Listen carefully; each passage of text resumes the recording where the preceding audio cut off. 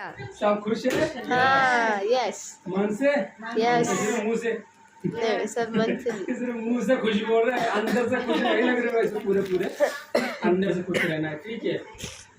चिंता दुख आते जाते रहते हैं, जिंदगी में चलता रहता है वो, उसको इतना ज़्यादा लेके नहीं चलना है। परमेश्वर पर जब तुम भरोसा रखोगे, प्रार्थना करोगे, तो ये सारी चीज़ें छटती चली जाती है। जैसे पवित्र आत्मा की प्रेजेंस यहाँ पे है इस वक्त, परम पिता परमेश्वर, प्रभु यीशु मसीह और पवित्र आत्मा तीनों मिलकर काम कर रहे हैं इस वक्त हमारे जीवन में। इसलिए क्या थोड़ी बहुत निराशा आती, थोड़ा सा भटकाने वाला समय चलता है, लेकिन उससे हमको ओवरकम नहीं करने देना, उस पर विजय होना, क्योंकि हमारा प्रभु यीशु मसीह कौन है? विजय परमेश्वर है ना, वो हमारे को भी विजय दिलाता है वो। इसलिए निरंतर मैं बार बार बोलता हूँ कि जब इंसान प्रार्थना में रहता है वो निराश नहीं होता है कभी, वचनों में रहता है वो निराश नहीं होता है कभी। क्यों? एक अलग सामर्थ्य उसको मिलती रहती है, एक अलग उसको ताकत परमेश्वर की ओर से मिलती रहती है कि वो सारी चीज़ों को बाहर निकाले, सारी चीज़ों से वो बाहर निकाले। ठीक है। मैं बार बार बोलता हूँ कि मसीह लोगों के लिए वो यह वचन नहीं है कि भाई दूसरे तुम्हारे ऊपर हाथ रखकर प्रार्थना करे।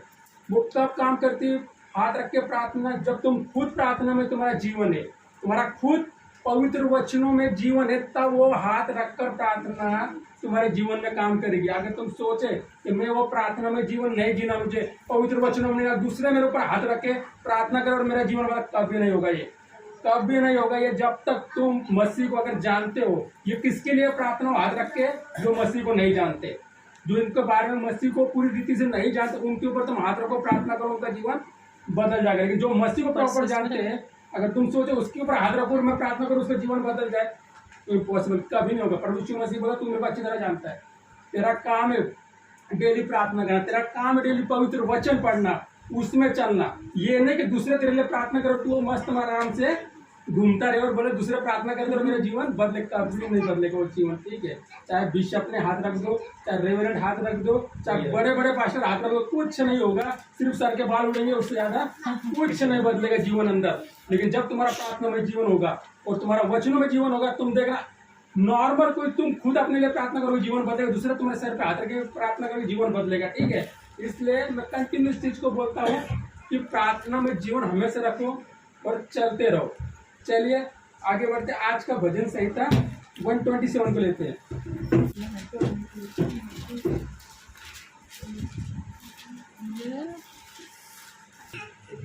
घर को यहोवा न बनाए तो उसके बनाने वाले का परिश्रम व्यर्थ होगा। यदि नगर की रक्षा यहोवा न करे तो रखवाले का जागना व्यर्थ ही होगा। तुम जो सवेरे उठते हो, देर करके विश्राम करते और दुख भरी रोटी खाते हो, यह सब तुम्हारे लिए व्यर्थ ही है, क्योंकि वह अपने प्रियो को योगी नींद प्रदान करता है। Hallelujah, hallelujah. मैंने 127 इसलिए लिया इस वचन को, जो अभी पीछे फार्म हाउस में हुआ था, इसके 2 लाइनें उन्होंने समझाई थी कि उन्होंने अपने जो रेवरेंड सुनील बीएम सर थे, उन्होंने ये वचन बहुत कुछ बताता है। ठीक है। इस वचन को उन्होंने बहुत अच्छा समझाया था वहाँ पे। इसको मैं सिर्फ थोड़ा सा वापस लाइट में ला रहा हूँ कि इसको समझो ये बोलता क्या है। यदि घर को यहोवा न बनाए तो उसका बनाने वाले का परिश्रम व्यर्थ होगा। ये दोनों तरफ से बोलता है, एक रहने वाले घर के लिए भी बात कर रहा है ये वचन, और दूसरा परमेश्वर का निवास स्थान क्या है?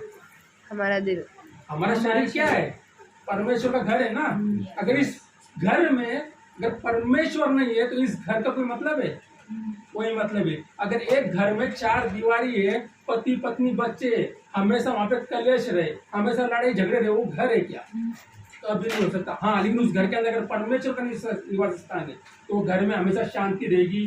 परमेश्वर का निवास स्थान का मतलब फिर वहीं पे वो बात आ गई, जहाँ पे परमेश्वर निवास स्थान होता है वो घर कैसे होता है? प्रार्थनामय घर होता है वो। वहाँ पे उसके वचन चलते, उसके वो चलती, अपनी आराधना स्तुति चलती, वो घर में परमेश्वर वास करता है। नहीं तो अमूमन तुम जा रहे झगड़ा कर रहे या इसको बुरा बोलो उसको बोलो, उस घर में परमेश्वर विराजमान होता है क्या कभी? ऐसे तुम्हारा शरीर भी है, वो परमेश्वर घर जो वो बोलता है कि तुम उसको स्वच्छ और निर्मल रखते हो। इसके लिए स्वच्छ और निर्मल रखने के लिए मैं बार बार बताता हूँ कि इंसान के करने से ये पूरा बदलता नहीं है, जब तक कि परमेश्वर की सामर्थ उसमें काम ना करे, परमेश्वर काम ना करे तब तक नहीं। लेकिन इसको हम क्या कर सकते हैं? परमेश्वर से प्रार्थना कर सकते हैं कि परमेश्वर मेरा पापमय जीवन बदल दे, क्योंकि ऐसा कोई नहीं है कि प्रभु यीशु मसीह ने, हम पापी थे तभी तो उसने अपने आप को क्रूस पर चढ़ाया ना। अगर हम पापी नहीं होते तो उसका क्रूस पर चढ़ना व्यर्थ है और हमारा यहाँ पे बोलना व्यर्थ है ना। लेकिन वो हम सब पापी ही है। हम कोई भी ये बोले कि मैं पापी नहीं हूँ, या मतलब अपने आप से झूठ बोल रहा है और परमेश्वर से झूठ बोल रहा है वो कि मैं पापी नहीं हूँ। हम किसी न किसी रीति से हमसे पाप होता ही है डेली। चाहे हम बातों से पाप करें, हम आंखों से पाप करें, हम सोच से पाप करें, हमारे बातों से हम किसी की निंदा करें, वो सब पाप में ही काउंट है वो, ठीक है। इसलिए हम किसी न किसी रीति से हम अपने परमेश्वर के घर को हम क्या करते हैं, लेकिन परमेश्वर को जब हम पुकारते हैं तो हर चीज से वो क्या हमको माफ करता है, हमको छुड़ाता है। और इसका ब्लड क्या करता है, हमको सारे पापों से धोता है। लेकिन हम क्या करते हैं, डेली मांगते हैं परमेश्वर तेरे लहू को मैं अपने ऊपर लगाता हूँ, और शाम तक क्या करते हैं, कुछ ना कुछ पाप करते, गलती करते, कुछ ना करते। लेकिन परमेश्वर प्रभु यीशु मसीह आज भी स्वर्ग में बैठ के क्या कर रहा है, मध्यस्थता कर रहा है पिता के साथ। पिता को बोल रहा है, पिता परदेसी को माफ कर, उससे पाप हो गया। आज भी वो मध्यवाग मरे को माफ कर, उससे पाप हो गया। आज वो पिता को समझा रहा है वहां पे बैठ के, जो उसने क्रूस पर पहला वचन बोला था ना, हे पिता इन्हें क्षमा कर, ये नहीं जानते। आज भी वो यही काम कर रहा है। इसलिए क्या होता है, हमारे पाप धुल जाते, हमारे को माफी मिल जाती है और हम आगे बढ़ते हैं, ठीक है। हमारे में खिजाव आता है जब हम परमेश्वर से माफी मांग के आगे चलते हैं। इसलिए चाहे रहने का घर हो, चाहे तुम्हारा शरीर घर हो, इसमें परमेश्वर का निवास स्थान होना बहुत जरूरी है। दूसरा वचन बोलता है इसका, तुम जो सवेरे उठते और देर तक विश्राम करते हो, दुख भरी रोटी खाते हो, यह सब तुम्हारे लिए व्यर्थ ही है, क्योंकि वो अपने प्रियो को जो ही नींद प्रदान नहीं करता। इसका जो लास्ट है, क्योंकि वो अपने प्रियो को जो ही नींद प्रदान नहीं करता। एक बड़ा वचन है ये। आज कितने लोग हैं, रात को जब वो सोते हैं तो उनको नींद ही नहीं आती, वो अलग ही चिंताओं में घिरे रहते हैं। वो रात को 9 बजे बिस्तर पर पड़ेगा और 12 बजे तक सोचता ही रहेगा, उसको नींद ही नहीं आएगी। वो पता नहीं अलग ही सोच विचारों में रहेगा, उसको कभी बुरे बुरे सपने आएंगे, ये आएंगे। लेकिन एक अच्छी नींद बाइबल बताती वो यहोवा की ओर से होती है, ठीक है। एक अच्छी नींद में सोना ये यहोवा की ओर से प्रदान, मतलब आत्मिक शांति को दर्शाता है। इंसान अगर कोई बिस्तर पर लेटा और उसको 15-20 आधे घंटे में अगर नींद आ जाती, मतलब वो यहोवा का आशीष बंदा है। मतलब उसको एक अच्छी नींद, अगर रात को सो के सुबह उठता है वो सीधा, इसको मतलब ये नींद किसने दी, उसको यहोवा ने। लेकिन अगर जो परमेश्वर की ओर से नींद नहीं है, मतलब वो बोलता है ना कि तुम्हारा सवेरे देर तक सोना और उठना व्यर्थ है, वो क्या है। जब इंसान रात को सो रहा 3-3 घंटा, उसको 4-4 घंटा नींद नहीं आती। जब रात को वो सो गया, डरावने सपने आ गए, फिर उठ के बैठ गया वो, उसको फिर उठा, रात को 12 बजे सोया, सुबह 4 बजे उठ गया, मतलब वो परेशान सा रहता, उसको नींद नहीं आती। वो क्या होगा, जब उठेगा तो कुछ अलग ही सोच विचार में गुम हो जाएगा। वो इधर की बातें सोचेगा, उधर की बातें सोचेगा। इसका मतलब क्या, परमेश्वर की प्रेजेंस बहुत कम है उसके जीवन के अंदर। उसका कहीं ना कहीं परमेश्वर जो लगाव है वो बहुत कम है। आप देखना, फिर मैं आपको बार बार इस चीज को बताता हूँ, रात को जब सोते हो प्रार्थना करके सो, परमेश्वर से मांग के सो। परमेश्वर जैसे तू सुलेमान से खुदावन सपने में बात, कैसे बात करता था परमेश्वर सुलेमान से, सपने में बात करता था। सुलेमान को परमेश्वर ने बोला कि भाई बता मैं तेरे लिए क्या करूं, मैं तुझे क्या दूं। बाइबल बताती कि वो सोना चांदी वैभव बहुत कुछ मांग सकता था परमेश्वर से, परमेश्वर इतना खुश था उससे। लेकिन उसने क्या बोला वहां पे, सुलेमान ने वचन बताता है, उसने बोला जो ये इतनी बड़ी प्रजा तूने मुझे दिया है, इनको संभालने की बुद्धि मुझ में दे। क्या बोला, इनको संभालने की। वहां पे वो बोल सकता था मुझे बड़ा राज दे दे, मुझे सोना दे दे, चांदी दे दे। उसने ये नहीं बोला कि मेरे को इतना, उसने बोला मुझे इतना बड़ा जो तूने राज दिया, इन लोगों को संभालने की मुझे बुद्धि दे। और बाइबल बताती परमेश्वर के इस बात से इतना खुश हुआ कि बाइबल बताती को इतना मैं धनी करूंगा कि संसार में तेरे बाद इतना धनी कोई नहीं होगा। और बाइबल बताती कि वो इतना राजा तक, उसके वैभव को देखने के लिए लोग अलग से आते थे वहां पे कि भाई सुलेमान उसको देखना, कौन सा महल है उसका, कैसे रहता, क्या खाता, क्या उसके लोग है, इतना बुद्धिमता राजा था। मतलब बाइबल बताती है जब परमेश्वर साथ है तो वो इस रीति से। और मैं बार बार बताता हूँ, प्रार्थना में हर चीज कभी भी मांगते नहीं रहना परमेश्वर ये दे दे, ये दे दे। कभी कभी उसकी उपस्थिति में ऐसे ही चले जाओ।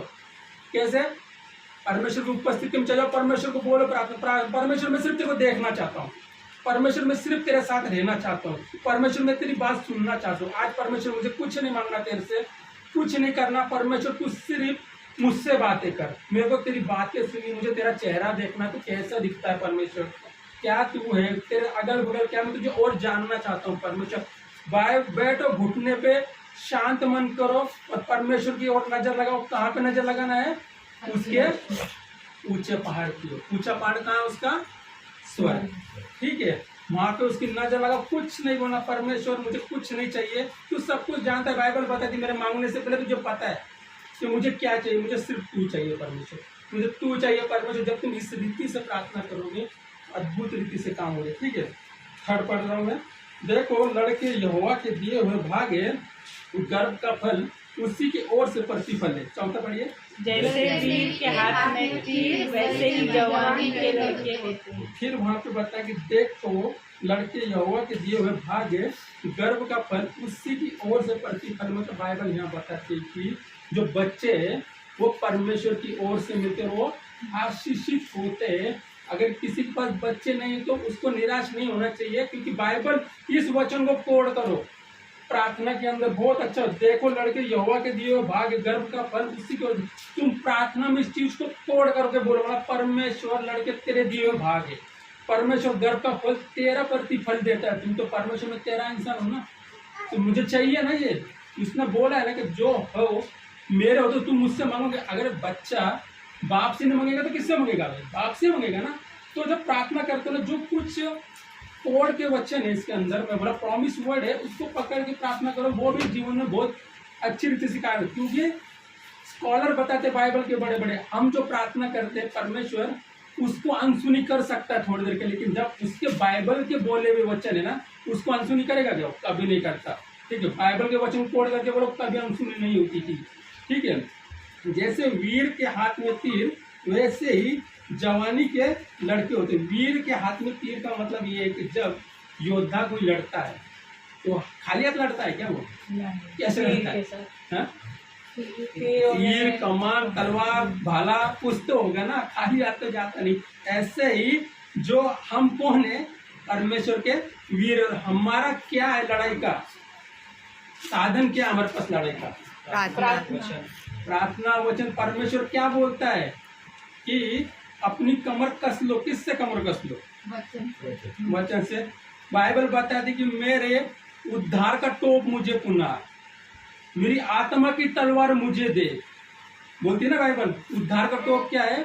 आत्मा की तलवार क्या है? दोनों ही परमेश्वर के वचन। इसलिए बार बार बताया था कि वचन दो धारी तलवार है वो, ठीक है।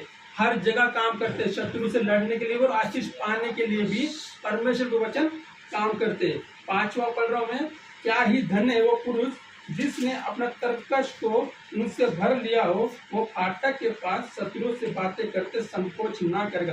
सभी पढ़ो पांचवा एक बार। क्या ही धन्य है वह पुरुष जिसके अपने तरकश को उनसे भर लिया हो, वह फाटक के पास शत्रुओं से बातें करते संकोच न करे। Hallelujah, hallelujah. अगर यरूशलेम की हिस्ट्री तुम पास्ट में जाके देखो तो वहां पे हर चीज की एक बाउंड्री थी, ठीक है। यरूशलेम है तो यरूशलेम कोई खुला देश नहीं था, उसके चारों तरफ एक बाउंड्री बनाई गई थी। फाटक किसको बोला गया यहाँ पे? उसके जो गेट होते हैं ना, उसको फाटक बोला जाता है।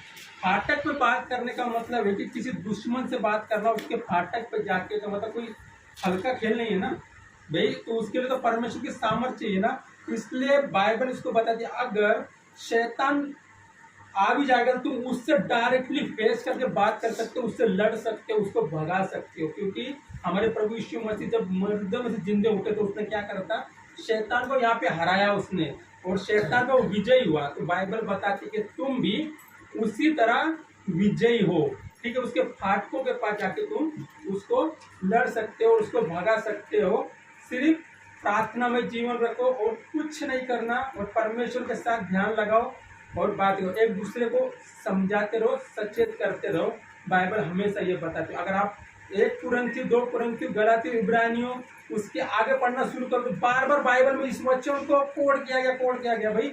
एक दूसरे के साथ संगति में रहो, आत्मिक गीत गाते रहो, एक दूसरे को वचन सीखते और सिखाते रहो, ठीक है। इस चीज को बाइबल, इसका मतलब क्या? संगति इज द मस्ट। अगर बाइबल बताती है अच्छे चरित्रों को बुरी संगति नष्ट कर देती है। क्या कर देती है? नष्ट, किसको? अच्छे चरित्र को। मतलब एक इंसान कितना भी अच्छा है, वो कितना भी साफ सुथरा है, अगर वो परमेश्वर की संगति में यानी परमेश्वर के लोगों की संगति में नहीं रहेगा, अगर वो बुरे चरित्र वाले लोगों के बीच में फंसेगा तो क्या होगा? वो संगति अच्छे चरित्र को भी नष्ट कर देती है। ठीक है, इसलिए हमेशा संगति में बने रहो और एक दूसरे के साथ कांटेक्ट रहो, प्रार्थना करते रहो और परमेश्वर से ब्लेसिंग मांगते रहो। मैं बहुत बार देखा हूँ, बाइबल जब पढ़ते हो ना, परमेश्वर से क्वेश्चन करो। कुछ कुछ क्वेश्चन आते हैं ना, अभी मैं पूछूंगा पिलातुस कौन था? कौन था पिलातुस? बाइबल कैसे पढ़ते हो? तो पिलातुस कौन था? प्रभु यीशु मसीह को जिसने क्रूस पर चढ़ाने का आदेश दिया वो कौन था? पिलातुस था। उसने देखो कितना कॉमन क्वेश्चन है कि प्रभु यीशु मसीह को ऐसे तो नहीं लगे क्रूस पर चढ़ा दिया था ना, उसको प्रॉपर उसका वहां पे वो जज के सामने गया, उसकी सुनवाई हुई वहां पे, उसको प्रॉपर उसको पनिशमेंट के तौर पर बताया कि तू उस पर इसको चढ़ाओ। तो किसने बोला था ये चीज? आपने अभी थोड़ा टाइम ज्यादा हो गया, जो यहूदी समाज था वहां का, यहूदी समाज वहां पे किसी को थप्पड़ मार सकता था, गिरा सकता था, लहू बहा सकता था, लेकिन बाइबल नहीं, जो वहां का कंडीशन थी, यहूदी किसी को मृत्यु दंड नहीं दे सकते थे। वो किसके अंडर में थे? रोमी साम्राज्य के अंडर में थे। सिर्फ मृत्यु दंड देना रोमी साम्राज्य के अंडर में जो उसका राजा होता था वही उसको मृत्यु दंड दे सकता था। इसलिए उन्होंने प्रभु यीशु मसीह को उसके सामने ले गया। अगर उसको उन्होंने पहले से उनके दिमाग में था इसको मरवाना ही हमने, ठीक है। इसलिए तो वो जो राजा था उस टाइम कौन था? वो पिलातुस था। पिलातुस ने उसको, बाइबल को पढ़ो, बाइबल बताती है एक जगह पिलातुस उसको बोलता तू जानता है तेरे बारे में क्या कर रहे, और मुझे ये अधिकार है कि मैं तुझे उसकी सजा भी दे सकता हूँ, तुझे मैं छोड़ भी सकता हूँ। बाइबल में वचन बता के बोला मेरे पास वो वो क्या बोलता है पिलातुस वहां पे? अगर तुझे स्वर्ग से अधिकार नहीं दिया जाता तो तेरा अधिकार मुझ पर नहीं होता, लेकिन स्वर्ग का अधिकार था उसके लिए, उसने उस पर चढ़ना है, ठीक है। इसलिए जब बाइबल से पढ़ते हो तो क्वेश्चन करो और थोड़ा ध्यान देके पढ़ो उस बाइबल को, हाँ क्या बोलते हैं। परमेश्वर आप लोगों को उसके जीवन की बेस्ट आशीष दे। परमेश्वर यही मेरी प्रार्थना है। और